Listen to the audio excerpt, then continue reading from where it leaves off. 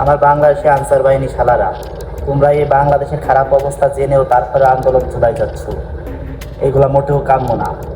তোমরা দেশদ্রোহী, তোমরা দেশের শত্রু, তোমরা ছাত্রদের পাশে ছিলে না।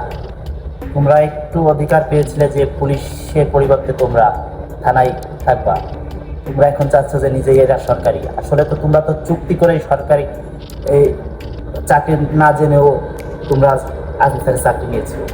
এখন মনে করছো চাইলেই পাওয়া যায়।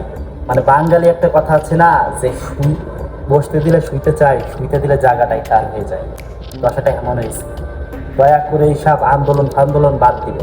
আন্দোলন করবেন পরবর্তী ধাপে করুন। বাংলাদেশের অবস্থা খারাপ, বাংলাদেশের পানিতে ডুবে লোকজন মারা যাচ্ছে, আর তোমরা আন্দোলন চোদাচ্ছ দেশে বসে। আন্দোলন করবা ভালো কথা, কিছুদিন পরে করে। তোমাদের অধিকার লাগবে সরকারকে বলো, কিছুদিন পরে শান্তি শৃঙ্খলাভাবে আন্দোলন করো। কেন এই মুহূর্তে বাংলাদেশের অবস্থা খারাপ জেনেও তোমরা আন্দোলন করতেছো? তোমরা তো দেশদ্রোহী বা দেশের শত্রু। তোমরা জনগণের ভালো চাও না, নিজেরটা ভালো বোঝো, নিজের স্বার্থে টান দাও। তোমাদের সরকারি করে দিলে তোমরা কালকেই ক্ষমতা পাওয়ারফুল দেখাও, তোমরা নিজেদের ক্ষমতা দেখাবো সাধারণ জনগণের উপর।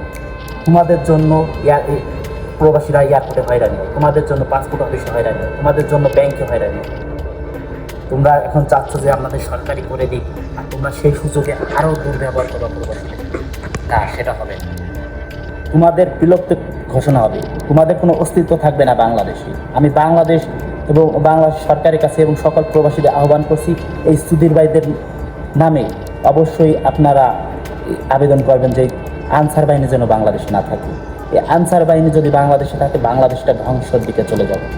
কারণ এরা সাধারণ একটু ক্ষমতা পেয়েই এখন পুরো দেশটা দখল করতে চাচ্ছে, তারা নিজেরা সরকার হতে চাচ্ছে। যেহেতু এরা জেনেই নিয়েছে এটা বেসরকারি চাকরি, তারপরেও তারা এই খারাপ অবস্থাতে, আমার কথা তোমরা সরকারি হও সমস্যা নেই, কিন্তু এই জানো যে বাংলাদেশের অবস্থা খারাপ, কেন তোমরা আন্দোলন করবা? তোমাদের কি জন্য আন্দোলন করতে হবে? তোমরা তো তাহলে দেশের শত্রু, তোমরা দেশের ভালো চাও না, তোমাদের নিজেরটা ভালো বোঝো। একদিনের বেতন দান করছো বন্যায় ক্ষতিগ্রস্ত মানুষকে, খুব ভালো কাজ করছো, তবে এই জানো যে দেশের জনগণ পানিতে ডুবে মারা যাচ্ছে, তোমরা তারপরে কেন আন্দোলন করো? তোমরা কি দেশের ভালো চাও? কখনো না।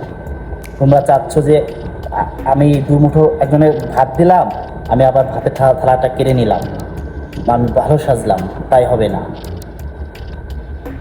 ওই একদিনে তোমার টাকা লাগবে না, যত টাকা বন্যা ক্ষতিগ্রস্ত মানুষ লাগবে এই প্রবাসীরা দিবে, তোমাদের আনসার বাহিনীর লাগবে না। তোমাদের হারাম টাকা তোমরা নিজেদের পকেটে রাখবে। আমাদের ভ্যাটের টাকা, প্রবাসীদের ভ্যাটের টাকা তোমরা দিচ্ছ, তোমাদের বেতনের টাকা না। তোমরা আমাদের টাকায় চলো, আমাদের ভ্যাটের টাকায় চলো। তোমরা আবার এই খারাপ অবস্থাতে আন্দোলন করো।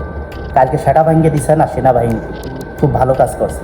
বাংলাদেশ সেনাবাহিনী নিয়ে আমরা গর্বিত এবং আমরা প্রাউড ফিল করি, এবং বাংলাদেশ সেনাবাহিনীর প্রতি স্যালুট জানাই যে তারা গতকাল যে কাজটা করেছে খুবই ভালো কাজ করেছে, এবং ছাত্র ভাইরা যেই তাদের পক্ষে আন্দোলন করেছে এইটাও খুব ভালো কাজ করেছে তাদের বিপক্ষে।